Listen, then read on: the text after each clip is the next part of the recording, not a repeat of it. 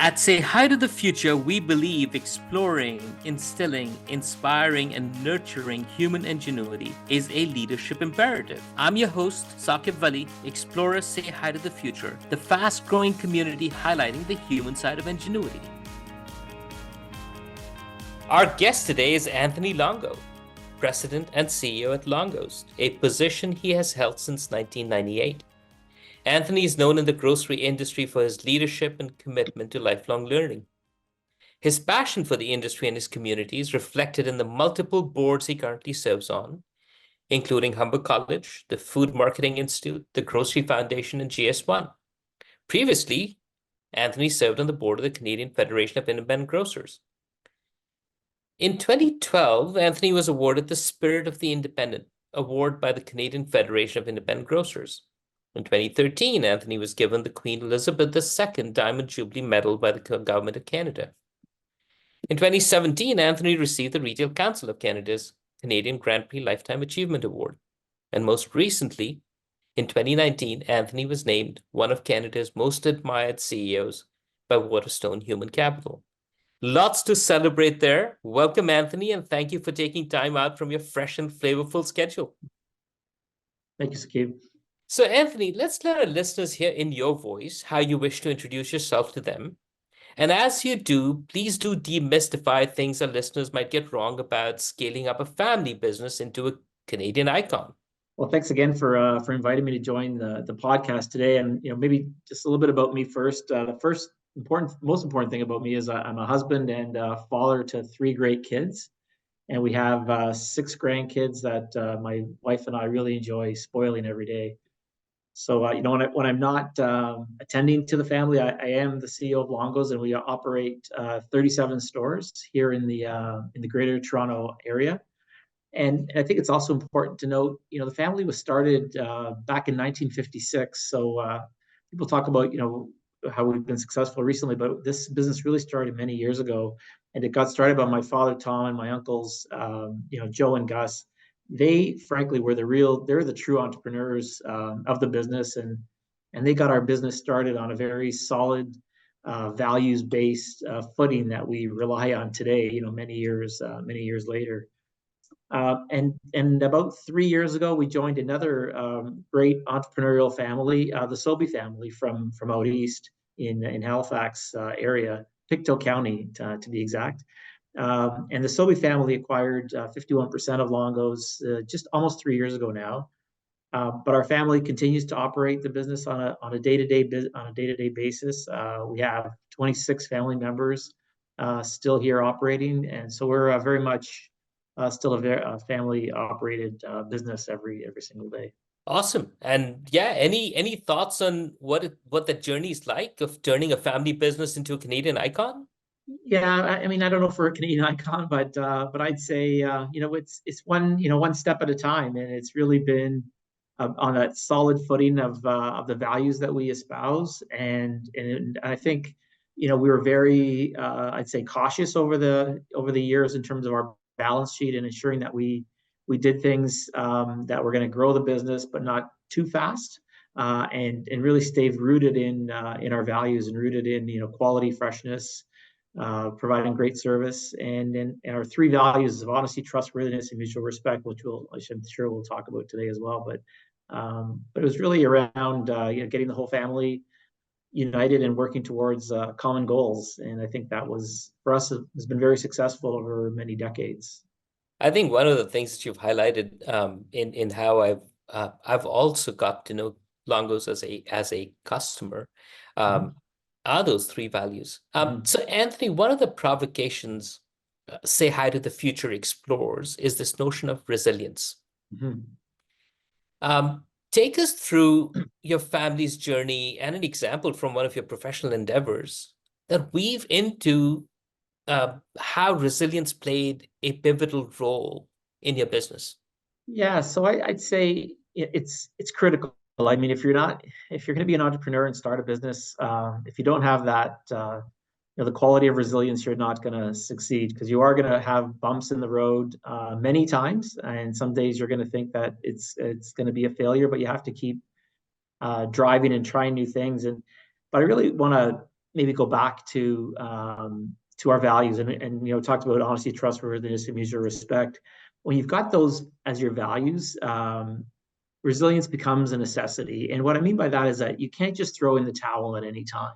So my grandfather came here in 1949 from Sicily, and it was all in pursuit of trying to have a better life for his family. And his plan was to come here, see if Canada was the right place for him and his family, because he didn't feel that the future was going to be that bright in Sicily. Again, it was the end of the Second World War. As you know, Sicily got bombed pretty badly, back then. So he came over, and then my dad followed a year later, and then the whole family, my grandmother and 5 kids, came after that. And it was those values that really, drove them to get started and build a business. And when as they built their business, they always had their homes and all their assets basically pledged to the bank constantly. So when you're under that kind of pressure, you've got to be resilient. You got to stick with it, and they did, and we're very fortunate that they did, and they worked their tail off to make it all work, like a lot of people that have come to Canada over the last many decades. Anthony, I think one of the things I'd love to uh, get your leadership take on is on ingenuity, and more importantly, the human side of ingenuity as it relates to you and your organization's success. What's your take? When has it worked really well? When has it not, frankly? And it's good to learn from even the times when it has not. What have you learned from that? Yeah, absolutely. I think, what I'll like to start with is, first of all, I think we tend to overthink ingenuity, right? Because I think that, when creating a business or growing a business and ensuring that its longevity over many decades, I believe you first have to ask yourself the question, what problem am I trying to solve? Right. So start with that, or ask, why would someone want to do business with me in the first place? So what's our why, right? Kind of starting with that. And ingenuity, or inventiveness, for me and our company, really comes from asking questions, learning about what's going on in Canada and around the world. What are some of the, in our case, food trends that are happening? So just really learning about that, and then taking that learning and applying it to different things, in whether it's adding new products, new assortment, changing recipes, ensuring that you've got a trend towards, for example, healthiness, local, all those sorts of things. So I think, inventiveness is really part of that, is asking really good questions and being engaged, and just being curious as well. So I find that that's what really has worked well, both for simple things and complex things. So on simple things, it's pretty straightforward, new things you bring in.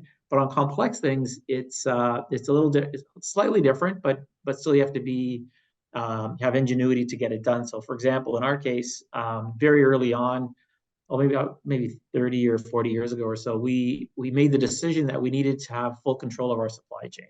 And at the time, as a small chain, nobody was doing that. You typically would buy from a wholesaler. But we really, in making that decision, we needed to think through how we were going to do it as a smaller player in the marketplace. And I'd say, having control of the supply chain was critical to our success today, and critical to being able to thrive against some of the biggest competitors, in the world in terms of food retail. So it's that kind of thing that where you have to think through how you're going to do these things, and learn from others on a constant basis. And that, for me, has been kind of really successful as far as ingenuity goes, and learning and building new things. It doesn't always work. It doesn't always work, of course. Sometimes, you try things. You have to try a lot of things, test things. But the most important thing I find is that bringing in partners, thought partners that you can collaborate with, test hypotheses with, and creating win-win situations. And I think when you do that and you create that trust, you're going to get to better results. It's funny because our entire community of Say to the Future, is built upon passion, savage curiosity, and the audacity to take action and make a difference. And that's exactly how you're articulating how what's at the core of ingenuity for your business, and which is very enlightening. I understand, let's say, a major decision like owning a supply chain, that's probably taken in the boardroom.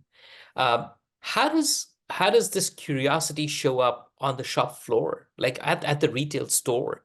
Is that how you also interact with people that are your customers or between the staff?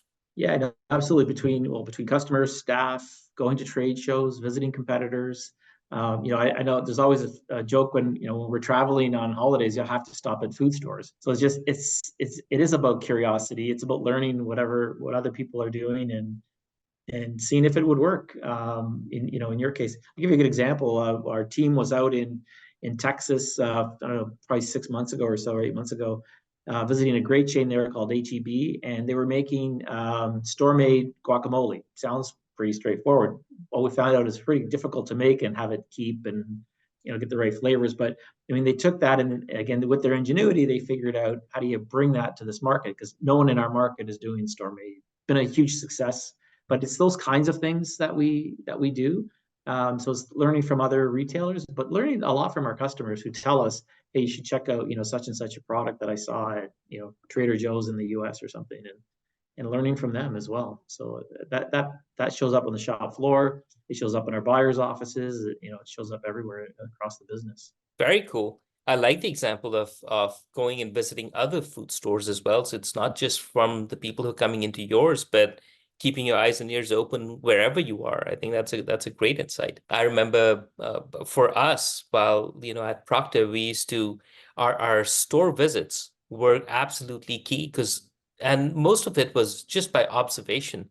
Mm-hmm. And just observing how people shop, how do they look at a shelf, etc. So I can Right. just imagine walking into an HEB, looking at, oh, well, look at that. They've got guacamole. What Yeah. does it take? And it's only when you start getting into it is difficult. It's not just and which is where I think the curiosity has to be followed by the Mm-hmm. audacity to make a difference because you do need to Right. take action on it and not be afraid to fail. Absolutely. Anthony, how about leadership? What do you look for, groom for, and nurture in the people you hire or advise management of the boards you serve on? Mm-hmm. Yeah. So when it comes to leadership and some of the people I'd want to, spend more time on and help develop and work with, I look for people that have similar values as we've talked earlier in the podcast about, honesty, trustworthiness, mutual respect. But I also look for people who are humble, who aren't showboating and patting themselves on the back every other second. So I think that's important to be humble.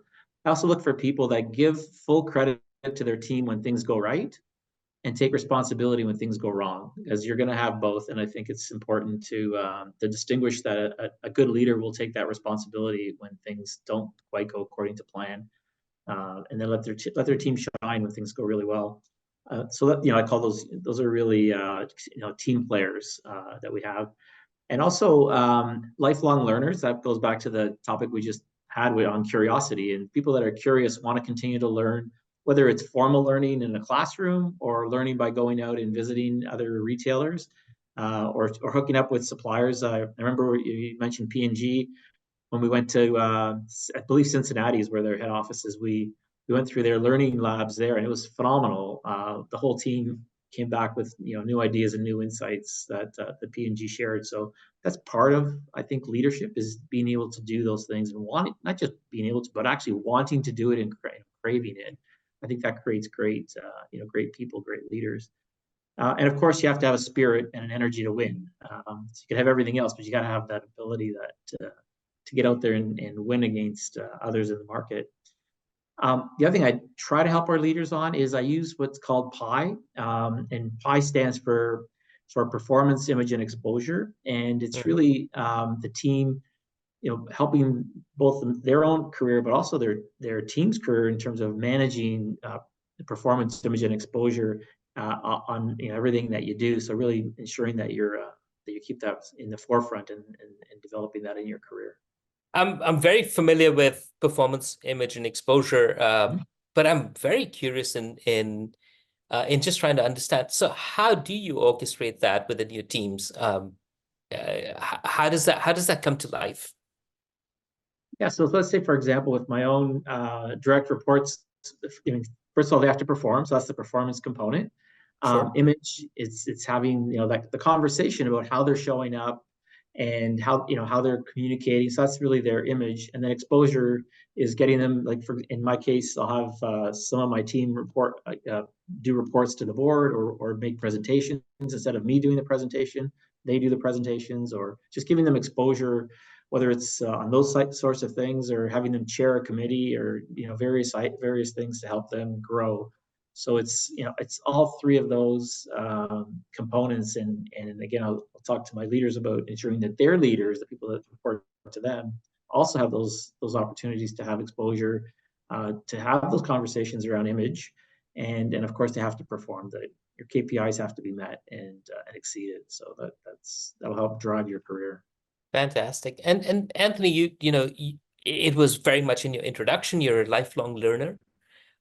You mentioned it as well in terms of how curiosity is at the core of it, and I completely agree. But then you also mentioned something about formal education versus so in class or just on the job. One of the things that I found I was curious about was your role as the custodian for the Longo School of Business at Humber College. It seems to line up really well, but what was the spark behind that, and how did that come about? Yeah, so I'm an alumni of Humber, first of all. So I love the school, but beyond that, I mean, that was many years ago when I graduated. But beyond that, I'd say Humber is a perfect school for preparing our young learners in this country.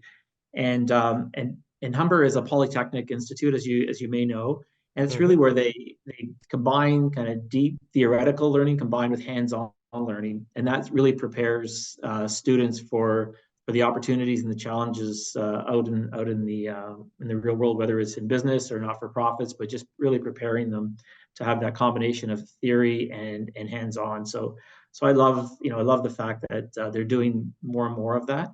Also, we specifically got more involved in the entrepreneurial component of the school, and I think Canada needs more entrepreneurs, and I'm hoping that they can produce hundreds of thousands of entrepreneurs in the next many years.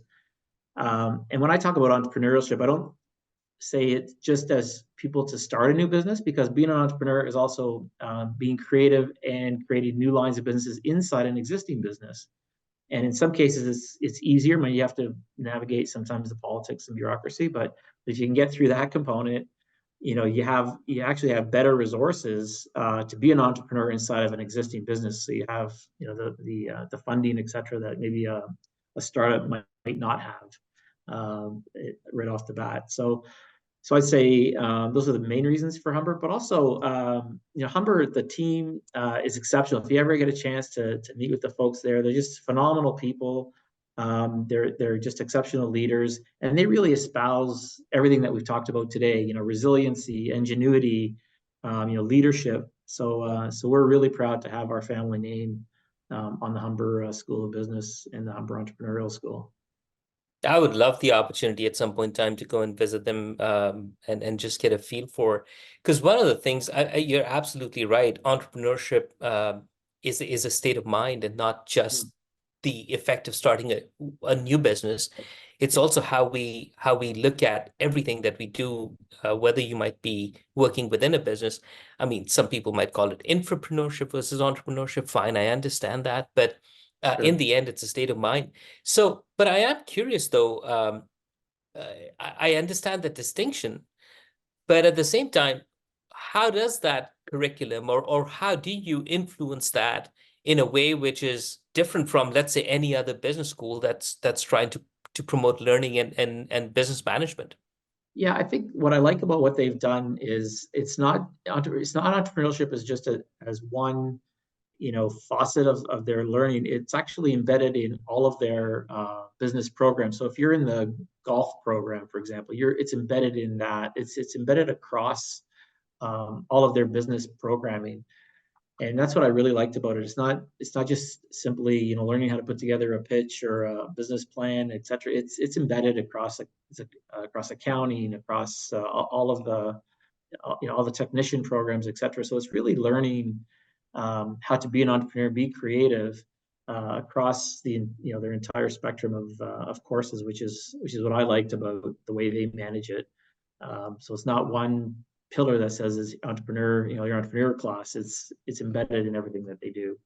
which I think is Oh, so different it's than most. so it's Yeah, pervasive in the curriculum and not just a line or a way to go. I think that's great. yeah. That's awesome. Yeah. How has the transition, Anthony, been from the time when Longos was independently run and now being part of the Sobeys empire? Has there been a change in how the business is run, how you look at it? I'm sure there are positives, and I'm sure there are learnings that had to be and adjustments that had to be done. Any reflections on how that would be? Because that could be good learning for anyone who's running a good business and what that opportunity might entail for them. Yeah, so first, so I'll start regarding the partnership. So it is a true partnership. I mean, they have majority 51%, but our family still owns 49. So we're still very heavily vested in the business, but it's going really well. What was important to us as we were building, as we started having conversations with Michael Medline, their CEO, was the connection on a values point of view. And I found that in my conversations with Michael and some of the other senior team leaders that we did have a good match in terms of culture. And then as I got to know the family a little bit and read up around the family, they also had a very good similar values than what we do. So I thought that would be that would work well in terms of picking the right partner. And I'd say in terms of running the business every day, we run it the way we ran it pre-Sobeys. The only real difference is I guess two things. I have a new boss, which is great. Michael's been terrific. But secondly, it's the access to capital. So now we are competing with the other divisions of Empire for capital, which we're fine to do. We shouldn't get capital if we can't deploy it appropriately and get the right returns. But we're getting the capital that we require, so that hasn't been a challenge so far.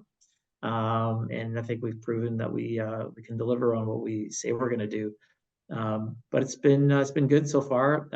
What's also great is that Sobeys has so many more resources, than we do. So if we believe we need some help in a specific area, we'll just ask the question, and they've got two or three people there that we just would never have been able to afford all those resources, or we'd have to get consultants to help chip in if we didn't know something or needed some support. So now we have it in house, and we're able to tag those folks to help us out, and the team's been great, and we're connected with them at various levels in the business that's been able to help us do things that we could never do on our own. So that's been good so far. See, and this is exactly where I think back to I'm fascinated by it's every aspect of the conversation we've had, Anthony's. It goes back to the values of honesty, trustworthiness, and mutual respect. Like it is fascinating. That's how you make your decisions from a business standpoint. That's how you do it on the shop floor. That's how you govern yourself as a team. That's how you made a decision of what that would look like working with Sobeys, and of being a partner there. I think that's so. It is fascinating. Is there something around how you came about with those values that our listeners would love to learn from and understand a bit more? Yeah, so it wasn't as though my father and uncles wrote this all down and said here's what our values are going to be over time. And I just trying to think how many years ago it's been, 25, 30 years ago, as we started to get really focus on our growth and understand who we are and why we exist and how we're really understanding our why. We ran a series of workshops, series of just like you do typical things that you do in a business, and some of the things that the key things that came out were those three words: honesty, trustworthiness, and mutual respect. So that was something that was just kept coming up in all the wordograms that we would produce, and as we talked about it, we had stories around each one. Say, oh, that's why we did this. That's why we did that. And so the actions were in keeping with those values without knowing what those values were, if that makes any sense. It But does. once you start to formalize it, and then you have the stories to support it, you go, yes, those are the key values. We did add a fourth value, believe it or not, a few years ago called Volia, and Volia in Italian is about going out, being your best, having the gumption to do things that others wouldn't do, and just being, just continuing to drive forward. So that's Volia, which is really having, that passion. That's how we kind of came up with them, and how we make them sticky is we talk about them regularly. I mean, they're on our performance appraisals. I with our town halls that I do every quarter, I talk about our family purpose, our company purpose, and then our values. So the more you discuss them and the more you bring them forward, people understand them, and you give as many examples as you can when it comes to it. People rely on those stories, rely on those examples of what they should be doing to live those values every day. You bring them to life with stories. Yeah, That is absolutely. absolutely fantastic. All right. This has been an amazing conversation. We're nearing to a point where it's more about you were in 2019, you were given Waterstone's most admired CEO. What I'd love to know is what would your advice be to other CEOs and other leaders, Anthony? Yeah, it's I say, the first thing I say is show up, right? Show up for your team. Continue to talk to your team about what are the key most important things are within your business. What are the key values? Why do you exist? So some of it, some people think it's just talk and something you put on a mug or something, but it's not. It's things that you have to show up and continue to espouse in all of your actions. So it's really around, as I say, showing up, discussing with your team, be there for your team, and being open, honest, transparent. Those are I think, the key things that are required in leadership, and that's something that I would tell every leader to do. And it's some of the things that we talk about here at Longos with our leaders as well. Now, one of the things you mentioned earlier was when things go right, give Yeah, credit to the team, and when absolutely. things don't go right, take responsibility for them. I think that's another very, very powerful one. Yeah, absolutely, absolutely. So, is there something that you wanted to share with our viewers or listeners that just because of the way I asked the questions, we didn't get to? And if there's something that you'd want to share, please, this would be your time. Yeah, maybe I'll just add two things. Maybe I'll just add to the leadership portion if I can. Sure. That I didn't mention, and that's trusting your team as well, giving them opportunities, even though sometimes people say, well, they don't have everything we need for that promotion or that next thing. And my view is if they've got the right attitude and skill set, they might not have 100% of everything you're looking for in your job description.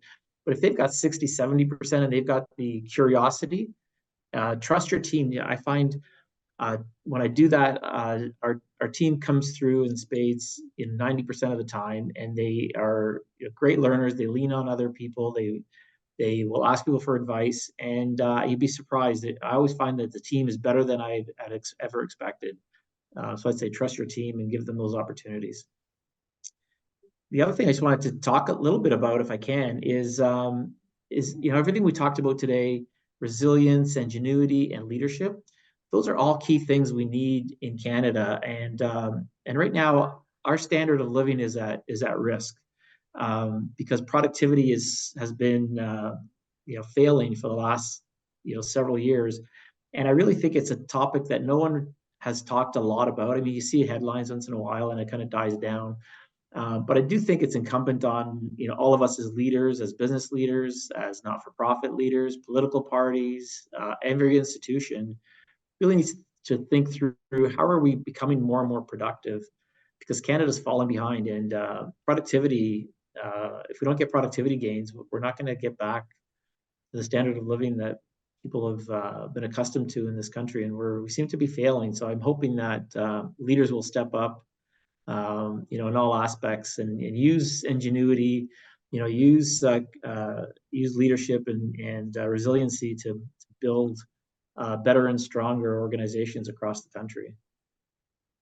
And I love that. I'm completely with you, Anthony. I think especially now. So we were at a point where globalization was going to go. It was just rampant, right? It was going in a, and now we're getting a bit more insular and inshoring and all that. And we've got our largest trading partner down south of the border.